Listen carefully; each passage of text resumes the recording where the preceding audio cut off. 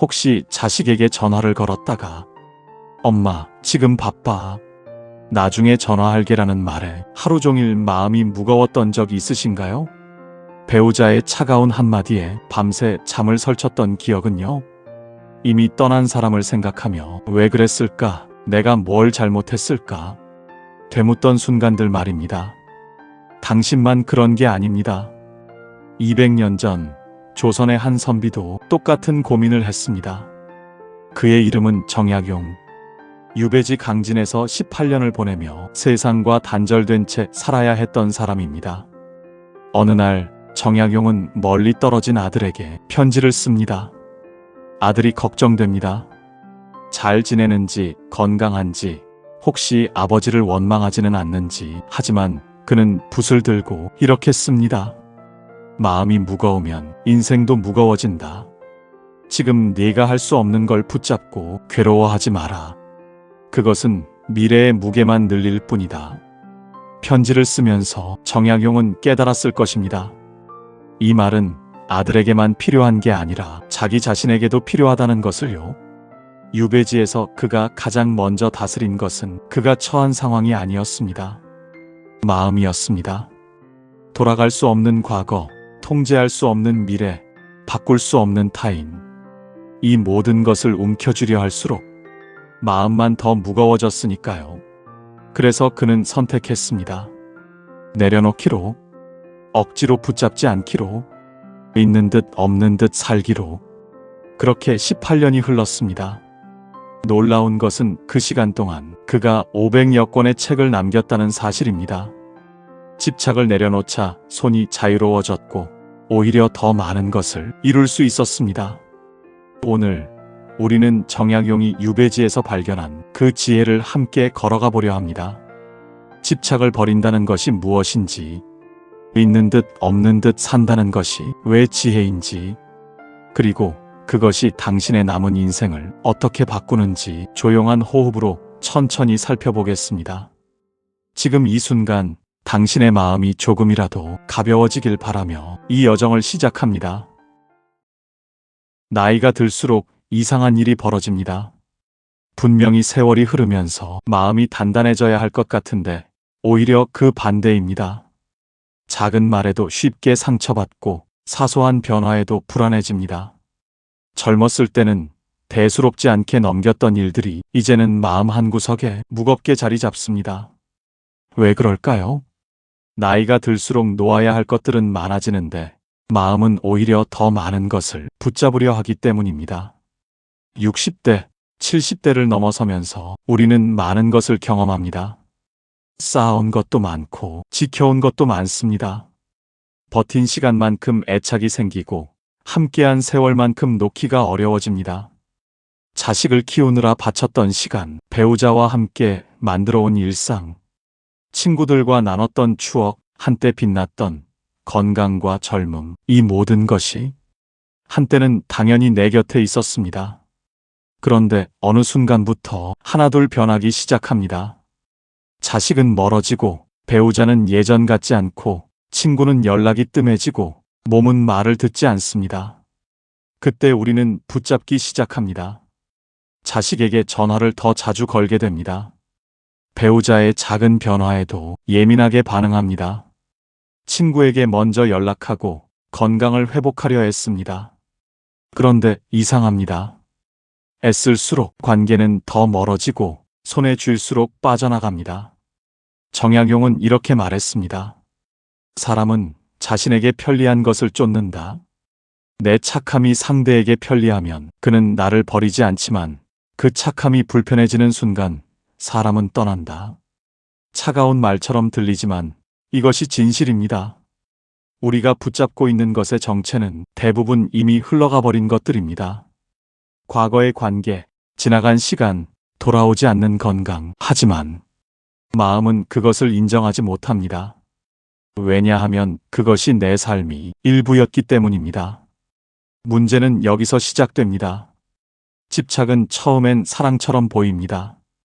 자식을 걱정하는 마음, 배우자를 챙기는 마음, 건강을 지키려는 마음. 이 모든 것이 좋은 의도에서 시작됩니다. 하지만 그 마음 밑바닥을 자세히 들여다보면 두려움이 숨어 있습니다. 혹시 나를 떠날까 하는 두려움, 혹시 나를 잊을까 하는 불안, 혹시 내가 더 이상 필요 없는 사람이 될까 하는 공포. 그 두려움이 우리를 집착으로 이끕니다. 자식에게 전화를 거는 것은 사랑 때문입니다. 하지만 전화를 끊고 나서 왜 목소리가 차가웠을까를 고민한다면 그것은 이미 사랑이 아니라 집착입니다. 배우자를 챙기는 것은 정입니다. 하지만 왜 예전처럼 고맙다는 말을 안 할까를 따진다면 그것은 정이 아니라 집착입니다. 집착의 본질은 상대 때문이 아닙니다. 내 마음이 통제되지 않을 것 같은 두려움에서 옵니다. 무언가를 잃을지도 모른다는 불안, 내 손에서 빠져나가는 것들을 되돌리고 싶은 마음. 그 마음이 우리를 옥죄입니다. 그런데 삶에서 가장 아이러니한 진실이 있습니다. 움켜쥘수록 더 빨리 사라진다는 것입니다. 잡으려 할수록 손에서 빠져나가고 지키려 할수록 관계가 무거워집니다. 마음이 조급해질수록 삶은 더 거칠게 느껴집니다. 당신도 지금 놓지 못하는 무언가가 있지 않나요? 그것이 사람이든 지나간 시간이든 돌아오지 않는 인연이든 이미 사라진 젊음이든 말입니다. 우리가 집착하는 것은 그 대상이 특별해서가 아닙니다. 그것이 한때 내 삶의 일부였다는 기억 때문입니다. 그 익숙함을 잃고 싶지 않은 마음. 바로 그 마음이 집착을 만들어냅니다. 하지만 기억은 남아 있어도 관계와 상황은 늘 변합니다. 집착은 그 변화를 거부하는 마음이 만들어낸 보이지 않는 고통의 매듭입니다. 이제 우리는 질문해야 합니다. 이 매듭을 어떻게 풀 것인가? 어떻게 내려놓을 것인가? 정약용은 유배지에서 스스로에게 물었습니다. 지금 내가 할 수 있는 일인가? 할 수 없다면 붙잡지 말라고. 통제할 수 없다면 놓아버리라고. 그것이 마음을 지키는 유일한 방법이라고. 정약용은 이런 말을 남겼습니다. 인연을 붙드는 마음이 오히려 인연을 썩게 한다. 처음 이 말을 들으면 냉정하게 느껴집니다. 하지만 관계를 오래 경험한 사람이라면 이 말의 무게를 압니다. 우리는 마음이 불안해질 때 무언가를 더 강하게 붙잡으려 합니다. 가까워지고 싶어서 손을 뻗지만 그 손끝이 닿는 순간 상대는 한 걸음 더 물러섭니다. 왜 그럴까요? 붙잡고 있는 마음의 무게가 상대에게 그대로 전달되기 때문입니다. 예를 들어 볼까요? 자식에게 전화를 자주 하게 되는 이유는 사랑 때문입니다. 보고 싶고 걱정되고 잘 지내는지 궁금합니다. 이것은 자연스러운 부모의 마음입니다. 하지만 전화를 끊고 나서 이런 생각이 든다면 어떨까요? 목소리가 왜 저렇게 차가웠지? 통화 시간이 왜 이렇게 짧지? 나한테 뭔가 숨기는 거 아닐까? 이 순간 사랑은 집착으로 바뀝니다. 그리고 그 집착은 다음 전화에서 미묘하게 드러납니다. 요즘 왜 이렇게 바빠? 엄마한테 관심도 없니? 말하지 않아도 목소리에 섞여 나옵니다. 자식은 그것을 느낍니다. 사랑이 아니라 부담으로요. 배우자와의 관계도 마찬가지입니다.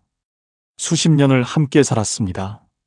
젊었을 때는 서로에게 열정적이었고 중년에는 서로를 의지했습니다. 하지만 나이가 들면서 어느새 서로가 너무 익숙해졌습니다. 익숙함은 편안함이기도 하지만 때로는 무관심처럼 느껴지기도 합니다. 예전엔 이러지 않았는데 왜 이렇게 달라졌을까? 이런 생각이 들 때 우리는 상대를 붙잡으려 합니다. 예전처럼 돌아가길 바라며 상대의 작은 변화 하나하나에 의미를 붙입니다. 하지만 집착할수록 관계는 더 무거워집니다. 관계는 물과 같습니다. 손으로 물을 움켜쥐려고 하면 할수록 새어나가는 법입니다. 흘러가는 대로 두면 손바닥에 고요히 머무르지만 조급하게 움켜쥐려 하면 모래처럼 빠져나갑니다. 인연도 그렇습니다. 붙잡는다고 내 인연이 되는 것이 아니고 놓는다고 떠나는 것도 아닙니다. 지나간 인연은 억지로 되살릴 수 없고 머물 인연은 애쓰지 않아도 내 곁에 머뭅니다. 집착은 흐름을 거스르는 움직임입니다. 거스르는 힘이 강할수록 인연은 더 빠르게 흩어져 버립니다. 과거도 마찬가지입니다. 이미 지나간 시간인데도 우리는 자꾸 그것을 끌어와 마음에 붙들어 둡니다. 그때 그 말을 하지 말았어야 했는데, 그 판단만 다르게 했어도, 그 사람이 떠나지 말았어야 했는데, 이렇게 과거를 붙잡을수록 현재는 흐려지고 마음은 계속 뒤로 끌려갑니다. 그런데 느껴본 적 없나요? 붙잡고 있는 그 기억이나 인연이 당신을 위해 멈춰준 적은 단 한 번도 없었다는 것을요. 당신이 붙잡아도 과거는 계속 흘렀고 사람은 계속 변했고 삶은 멈추지 않았습니다. 멈춰 있던 것은 오직 놓지 못하는 당신의 마음뿐이었습니다. 움켜쥘수록 멀어지는 것은 당신이 부족해서도 상대가 차가워서도 아닙니다. 흐름을 인정하지 않는 마음이 관계를 멀어지게 만들고 당신의 발걸음을 무겁게 하는 것입니다. 그렇다면 어떻게 해야 할까요? 정약용은 말합니다. 사람을 지나치게 믿는 것은 미련함이고 지나치게 미워하는 것은 해로움이다. 적당한 거리. 그것이 핵심입니다. 너무 가까이 달라붙지도 너무 멀리 밀어내지도 않는 편안한 거리. 그 거리 속에서 관계는 오래 갑니다. 거리의 지혜, 있는 듯 없는 듯 살아라. 이 말을 처음 들으면 많은 분들이 오해합니다. 그럼 관계에 마음을 두지 말라는 건가? 무책임하게 살라는 뜻인가? 세상과 멀어지고 혼자 살라는 말인가? 아닙니다. 전혀 그런 뜻이 아닙니다. 있는 듯 없는 듯 산다는 것은 삶의 중심을 남이 아닌 나에게 두겠다는 뜻입니다. 누군가의 말에 쉽게 흔들리지 않겠다는 것. 누군가의 기분에 내 하루 전체를 맡기지 않겠다는 것. 누군가 나를 떠날까 불안해하며 마음을 조이는 대신 내가 지킬 수 있는 자리에 머물겠다는 것입니다. 한 걸음 뒤에서 삶을 가볍게 바라보는 태도. 그것이 바로 있는 듯 없는 듯 사는 삶의 진짜 의미입니다. 예를 들어 볼까요? 자식이 명절에 집에 왔습니다. 반갑습니다. 함께 밥을 먹고 이야기를 나눕니다. 좋습니다. 하지만 자식이 돌아간 뒤에 이런 생각이 든다면 어떨까요? 올해는 작년보다 머무는 시간이 짧았네. 표정이 왠지 피곤해 보였어. 나한테 뭔가 불만이 있나? 다음엔 언제 올까? 혹시 안 오는 건 아닐까? 이것은 함께한 시간을 즐긴 것이 아니라 집착한 것입니다. 반면 있는 듯 없는 듯 사는 사람은 이렇게 생각합니다. 오늘 함께 밥을 먹었으니 좋았다. 다음에 올 때까지 나는 내 일상을 잘 지키면 된다. 오면 반갑고 오지 않아도 저 아이는 자기 삶을 잘 살고 있겠지. 어떤가요? 같은 상황인데 마음의 무게가 전혀 다릅니다. 전자는 자식에게 매달려 있고 후자는 자기 중심을 지키고 있습니다. 전자는 자식이 돌아간 뒤에도 계속 생각하지만 후자는 자식을 보내고 다시 자기 일상으로 돌아옵니다.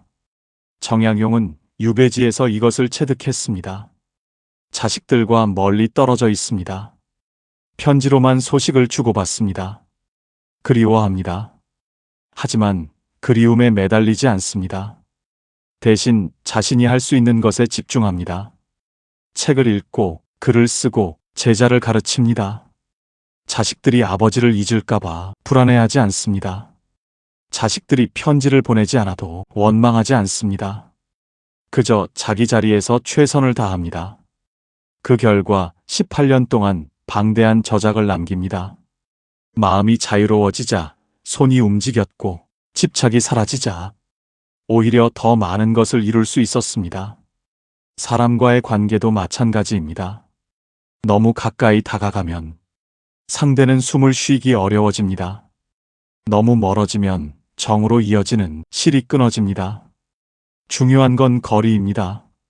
너무 가까이 달라붙지 않고 너무 멀리서 외면하지 않는 편안한 거리. 이 거리를 유지할 수 있을 때 관계는 오래 갑니다. 억지로 붙잡지 않아도, 과도하게 기대지 않아도, 있는 듯 없는 듯. 그러나 늘 곁에 머무르게 됩니다. 또한 있는 듯 없는 듯 산다는 것은 세상 일에 마음을 덜 흔들리는 삶이기도 합니다.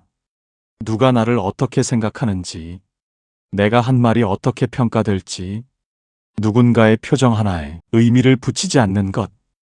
이것이 어른의 지혜입니다. 나이가 들수록 가벼움은 단순한 선택이 아니라 삶을 지키는 기술이 됩니다. 마음에 공간이 생기면 여유가 들어옵니다. 여유가 들어오면 삶은 더 자연스럽게 흐릅니다. 당신도 이런 경험 있지 않나요? 누군가에게 너무 마음을 쏟다가 한마디에 하루 종일 기분이 흔들리는 경험 말입니다. 있는 듯 없는 듯 산다는 것은 그 흔들림을 조금 덜어내고 내 마음의 중심을 되찾는 과정입니다. 이 태도는 관계를 차갑게 만들지 않습니다. 오히려 따뜻하게 합니다. 왜냐하면 붙잡지 않으니 상대가 부담을 느끼지 않고, 기대지 않으니 상대가 무겁지 않기 때문입니다. 그러니 자연스럽게 오래 머무르게 됩니다. 정약용이 말한 적당한 거리 붙들지도 밀어내지도 않는 그 거리, 그것이 바로 있는 듯 없는 듯 사는 삶입니다. 삶의 무게를 덜고 마음의 짐을 내려놓고 깊게 숨 쉴 수 있는 삶. 그 삶이 바로 조용히 사는 삶입니다. 마음이 조용해진다는 것은 아무 일도 일어나지 않는 상태를 의미하는 게 아닙니다. 삶은 늘 움직입니다. 관계는 계속 변합니다.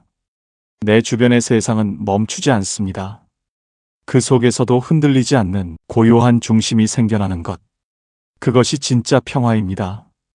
정약용은 유배지에서 스스로에게 이렇게 물었습니다. 지금 내가 할 수 있는 일인가? 할 수 있는 일이라면 했습니다. 할 수 없는 일이라면 놓았습니다. 그 명확한 구분이 그의 마음을 조용하게 만들었습니다. 우리는 종종 착각합니다. 마음이 조용해지려면 삶에서 큰 변화가 있어야 한다고 생각합니다. 산속으로 들어가야 한다거나, 모든 관계를 정리해야 한다거나, 세상과 단절해야 한다고요. 하지만 그렇지 않습니다. 조용한 마음은 잡지 않음에서 시작됩니다. 잡으려고 애쓴 손을 잠시 내려놓는 순간, 마음 한가운데 빈자리가 생기기 때문입니다. 그 빈자리는 처음엔 어색합니다. 뭔가 비어있는 것 같아 불안하기도 합니다. 하지만 그 여백이 곧 내면에 숨통이 트이는 공간이 됩니다. 실제로 마음을 고요하게 만드는 힘은 아주 작은 것들에서 시작됩니다. 예를 들어 볼까요? 배우자가 아침에 짜증 섞인 말을 합니다. 어젯밤에 코 골아서 잠을 못 잤어. 예전에 당신이라면 즉각 반응했을 것입니다. 나도 어쩔 수 없잖아. 내가 일부러 그러는 줄 아나? 하지만 조용한 마음을 가진 사람은 다릅니다. 잠시 멈춥니다. 숨을 고릅니다. 그리고 생각합니다. 저 사람도 잠을 못 자서 피곤하겠구나. 그렇게 받아들입니다. 반응하지 않는 것, 즉각 대응하지 않는 것. 이것이 조용한 마음의 첫걸음입니다. 또 다른 예를 들어볼까요? 자식이 서운하게 합니다. 명절에 짧게 다녀갑니다. 전화도 뜸합니다. 예전에 당신이라면 상처받았을 것입니다. 내가 뭘 잘못했길래 저렇게 무심할까? 하지만 조용한 마음을 가진 사람은 이렇게 생각합니다. 저 아이도 지금 자기 인생을 사느라 바쁘겠지. 과거를 떠올릴 때도 마찬가지입니다. 왜 그랬을까? 라고 자책하는 대신 그럴 수도 있지라고 받아들이는 것. 이런 작은 수용이 쌓여 마음은 조금씩 가라앉습니다. 그런데 마음을 조용하게 만드는 가장 중요한 깨달음이 있습니다. 내가 모든 것을 책임질 수는 없다는 것입니다. 자식의 선택도, 배우자의 변화도, 돌아오지 않는 인연도, 흘러가는 세월도 내 힘으로 바꿀 수 없습니다. 이 사실을 인정하는 순간 마음 깊은 곳에서 묵직한 평화가 올라옵니다. 내가 할 수 없는 것에 매달리던 손이 풀립니다. 억지로 끌어안던 책임이 내려놓아집니다. 비로소 마음은 자기 자리를 되찾습니다. 정약용은 유배지에서 이것을 깨달았습니다. 임금의 마음을 바꿀 수 없습니다. 언제 돌아갈지 알 수 없습니다. 멀리 있는 가족을 당장 만날 수도 없습니다. 하지만 할 수 있는 것이 있습니다. 오늘 하루를 성실하게 사는 것, 책을 읽고 생각을 정리하는 것, 제자들에게 배움을 나누는 것, 자신의 마음을 다스리는 것. 그는 통제할 수 없는 것에 마음을 쓰지 않았습니다. 대신 통제할 수 있는 것에 집중했습니다. 그 결과 마음은 조용해졌고 조용한 마음 속에서 놀라운 결실이 맺어졌습니다. 그리고 놀라운 일이 벌어집니다. 마음이 조용해질수록 세상이 더 선명하게 보인다는 것입니다. 예전에는 보이지 않던 작은 행복들이 보입니다. 흘려보내던 좋은 기운들이 느껴집니다. 소소한 감사들이 하나둘 마음에 들어옵니다. 아침에 떠오르는 햇살, 창문을 두드리는 빗소리, 따뜻한 차 한 잔의 온기, 오랜만에 걸려온 친구의 전화. 이런 것들이 예전에는 당연했습니다. 하지만 마음이 조용해지면 이것들이 얼마나 소중한지 알게 됩니다. 당신도 이미 알고 있을 것입니다. 말없이 조용한 시간 속에서 마음이 가장 깊어지고 가장 편안해진다는 것을. 우리는 그런 순간을 잊고 살다가 문득 찾아오는 평화에 놀라곤 합니다. 조용한 마음은 세상을 거부해서 얻는 게 아닙니다. 세상을 끌어안되 그 무게를 굳이 내가 다 짊어지지 않는 것. 이 가벼운 태도에서 고요는 시작됩니다. 할 수 있는 것과 할 수 없는 것을 구분하는 지혜. 통제할 수 있는 것에 집중하고 통제할 수 없는 것은 흐름에 맡기는 평화. 그것이 바로 조용한 마음입니다. 살다 보면 참 이상한 순간들을 마주하게 됩니다. 분명히 잡고 싶은 인연인데 아무리 손을 내밀어도 멀어지는 사람이 있습니다.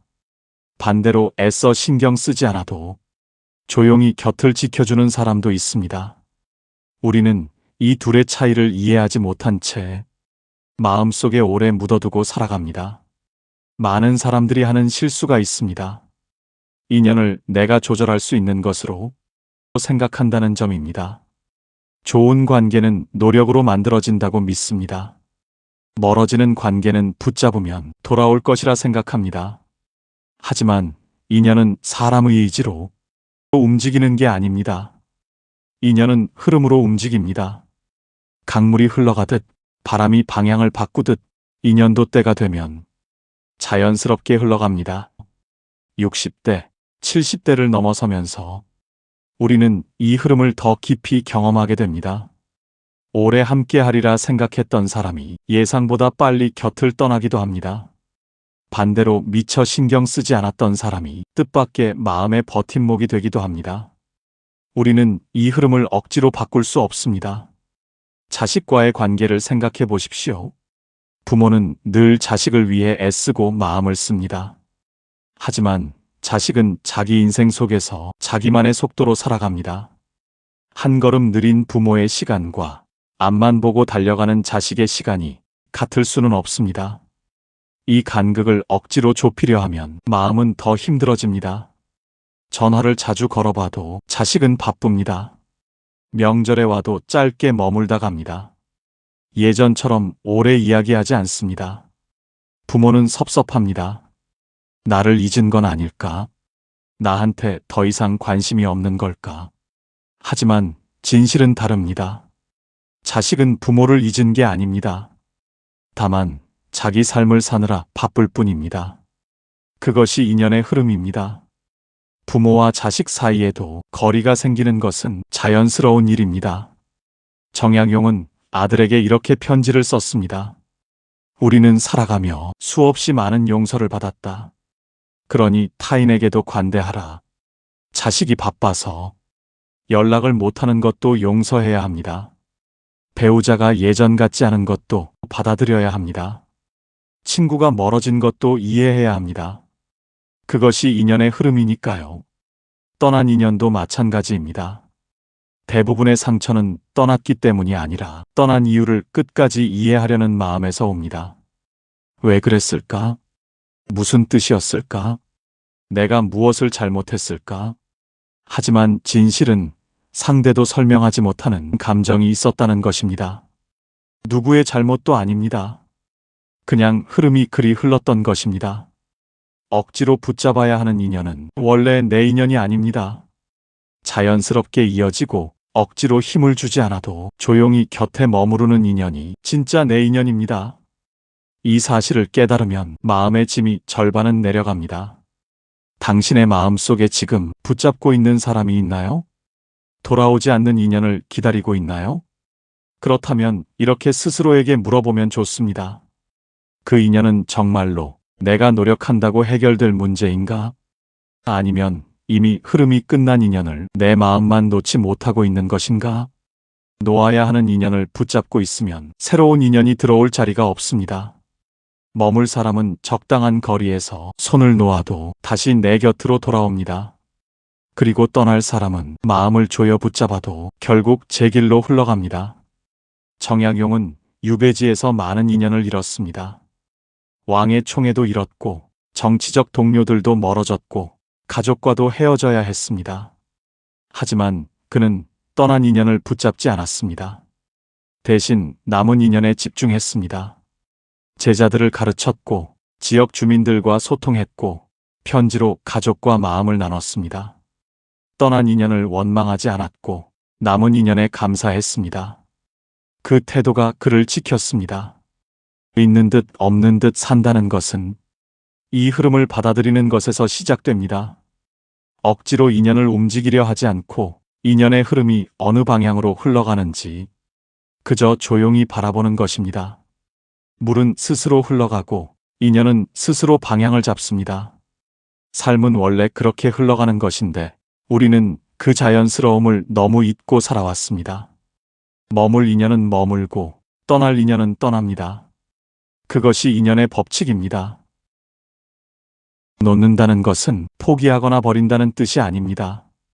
그동안 마음속을 가득 채우고 있던 무거운 감정들을 내려놓는 순간 그 빈자리에서 무엇이 피어오르는지 경험해 본 사람만이 압니다. 삶에서 가장 묘한 순간은 붙잡고 있을 때는 보이지 않던 것들이 놓는 순간에 또렷하게 보인다는 점입니다. 집착이 마음을 가리고 있을 때는 세상의 풍경이 흐릿합니다. 사람의 진심도 잘 읽히지 않습니다. 하지만 놓는 순간 마음의 시야가 환해지고 그동안 가려져 있던 것들이 하나둘 드러납니다. 먼저 보이는 것은 나 자신입니다. 지금까지는 누군가의 마음, 누군가의 말, 누군가의 행동을 신경 쓰느라 정작 나라는 존재에게 눈길을 준 적이 거의 없었음을 깨닫게 됩니다. 내가 얼마나 지쳐 있었는지, 얼마나 오랫동안 스스로를 몰아붙였는지 그제서야 선명하게 드러납니다. 자식 걱정, 배우자 걱정, 관계 걱정에 시달리느라 나 자신은 뒷전이었습니다. 내 몸이 아프다는 신호를 보내도 무시했고 내 마음이 쉬고 싶다고 외쳐도 듣지 않았습니다. 하지만 집착을 놓는 순간 비로소 나를 봅니다. 그동안 수고했구나. 이제는 좀 쉬어도 되겠구나. 이런 생각이 들면서 마음 한쪽이 따뜻해집니다. 놓는 순간 사람의 진심도 보입니다. 억지로 붙잡을 때는 상대의 표정 하나, 말투 하나에 불안이 실렸습니다. 하지만 힘을 빼고 조용히 바라보면 상대가 어떤 마음으로 살고 있는지, 그 사람도 얼마나 버거운지 이해가 됩니다. 자식이 바쁘다는 것이 나를 무시해서가 아니라 정말로 바빠서라는 것. 배우자가 무뚝뚝한 것이 사랑이 식어서가 아니라 표현이 서툴러서라는 것. 친구가 연락을 안 하는 것이 나를 잊어서가 아니라 그 사람도 나이가 들어 힘들어서라는 것. 이해가 생기는 순간 미움은 줄어들고 연민과 여유가 들어옵니다. 또한 놓는 순간 관계는 가벼워집니다. 내가 부담을 덜어내면 상대도 나에게 자연스럽게 다가옵니다. 집착이 사라지면 관계 속에 흐름이 생기고 그동안 막혀있던 공기가 조용히 드나들기 시작합니다. 이런 변화는 노력해서 얻는 것도 억지로 만드는 것도 아닙니다. 마음을 조금 비웠을 뿐인데 관계가 스스로 편안해지는 것입니다. 놓는 순간 새로운 기회도 들어옵니다. 마음이 꽉 차 있을 때는 아무리 좋은 것이 와도 내 안으로 들어올 공간이 없습니다. 하지만 집착을 내려놓으면 그동안 놓치고 있던 작은 행복, 작은 기쁨, 조용한 감사들이 자리를 찾아 들어옵니다. 떠난 인연을 붙잡고 있을 때는 곁에 있는 사람의 소중함을 잘 알아차리지 못합니다. 이미 끝난 과거를 붙잡고 있을 때는 지금 내 앞에 놓인 기회를 제대로 보지 못합니다. 놓아야 비로소 현재가 보이고 지금이 선명해집니다. 정약용은 유배지에서 많은 것을 놓았습니다. 벼슬도 놓았고 명예도 놓았고 권력도 놓았습니다. 서울로 돌아갈 수 있다는 기대도 놓았습니다. 자식들과 함께 살 수 있다는 희망도 내려놓았습니다. 그렇게 놓고 나니 비로소 보였습니다. 유배지에 가난한 사람들이 보였습니다. 그들의 고통이 보였고 그들을 도울 방법이 보였습니다. 그래서 목민심서를 썼고 흠음신서를 썼습니다. 놓지 않았다면 보지 못했을 것들입니다. 그리고 무엇보다 놓는 순간 보이는 것은 삶의 흐름입니다. 그 흐름을 억지로 바꾸지 않아도 내가 상처받을 필요도 혼자 책임질 필요도 없습니다. 물은 스스로 흘러가고 인연은 스스로 방향을 잡습니다. 삶은 원래 그렇게 흘러가는 것인데 우리는 그 자연스러움을 너무 잊고 살아왔습니다. 지금도 마음속 깊은 곳에서 놓지 못해 붙잡고 있는 것이 있나요? 그 마음을 잠시만 내려놓아도 괜찮습니다. 그 한 번의 놓음이 당신의 삶에 새로운 문을 열어줄지도 모릅니다. 놓는다는 것은 잃는 게 아닙니다. 오히려 얻는 것입니다. 마음의 평화를, 관계의 가벼움을, 삶의 여유를, 그리고 무엇보다 나 자신을 되찾는 것입니다. 가볍게 산다는 말은 허공에 떠 있는 삶을 말하는 것이 아닙니다. 세상과 거리를 두어 무심하게 흐르는 삶을 말하는 것도 아닙니다. 가볍게 살아도 흔들리지 않는 마음은 오히려 더 단단하고 더 깊은 중심을 가진 삶입니다. 마음이 흔들리는 이유는 무게가 많아서가 아니라 불필요한 것들이 너무 많아서입니다. 남의 말, 남의 표정, 과거의 실수, 이미 끝난 관계들까지 모두 짊어지고 있으니 작은 바람에도 크게 흔들립니다. 하지만 필요한 것만 남기고 불필요한 짐을 내려놓는 순간 마음은 중심을 되찾습니다. 흔들림이 줄어들고 삶의 균형이 자연스럽게 잡힙니다. 그 중심을 잡는 힘은 특별한 기술에서 오지 않습니다. 삶을 바라보는 태도에서 나옵니다. 어떤 일이 일어나도 그 일을 있는 그대로 받아들이는 마음, 사람이 떠나더라도 그것이 관계의 흐름이었음을 아는 마음, 나를 향한 비난이나 오해가 있어도 그것이 내 존재 전체를 흔들 수는 없다는 것을 아는 마음, 이런 태도가 마음을 단단하게 합니다. 정약용은 18년의 유배 생활 동안 수많은 비난을 받았습니다. 정치적으로 매장당했고 사회적으로 고립되었습니다. 하지만 그는 흔들리지 않았습니다. 왜냐하면 그는 알았기 때문입니다. 다른 사람의 말이 나를 정의하지 않는다는 것을, 권력이 사라져도 나의 가치는 남아있다는 것을, 외부의 변화가 내면의 평화를 빼앗을 수 없다는 것을. 그래서 그는 유배지에서도 흔들리지 않고 자기 길을 갔습니다. 책을 쓰고 제자를 가르치고 백성을 돌보았습니다. 마음의 중심을 잃지 않았기에 가능한 일이었습니다. 특히 나이가 들수록 무엇을 더 붙잡는 것보다 무엇을 덜어내는지가 삶의 평화를 결정합니다. 많은 것을 이루는 것보다 마음을 잃지 않는 것이 더 중요하고 누군가를 붙잡는 것보다 내면을 지키는 것이 더 중요합니다. 가볍게 산다는 것은 바람에 흔들리는 나뭇잎이 아니라 땅속 깊이 뿌리내린 나무와 같습니다. 겉은 부드럽고 온화하지만 뿌리는 단단합니다. 눈에 보이지 않는 그 뿌리가 삶 전체를 떠받치고 폭풍이 와도 쓰러지지 않게 합니다. 당신의 마음도 그렇습니다. 조용히 자신만의 자리를 지키고 있다면 누가 뭐라고 해도, 누가 멀어져도, 어떤 변화가 와도 쉽게 흔들리지 않습니다. 그 중심을 지키는 힘은 집착을 버릴 때 생겨납니다. 모든 것에 마음을 비우라는 뜻이 아니라 내 마음을 지켜주는 지혜로운 거리두기를 말합니다. 누군가에게 지나치게 달라붙지 않고 또 지나치게 멀어지지도 않는 편안한 거리. 그 거리 속에서 관계도 오래가고 인연도 자연스럽게 머무르고 나도 조용히 평화를 유지할 수 있습니다. 당신의 삶은 누구에게도 설명할 필요가 없습니다. 당신이 지켜온 시간, 당신이 지나온 어려움, 당신이 감당한 무게가 누구보다 당신을 더 단단하게 만들었습니다.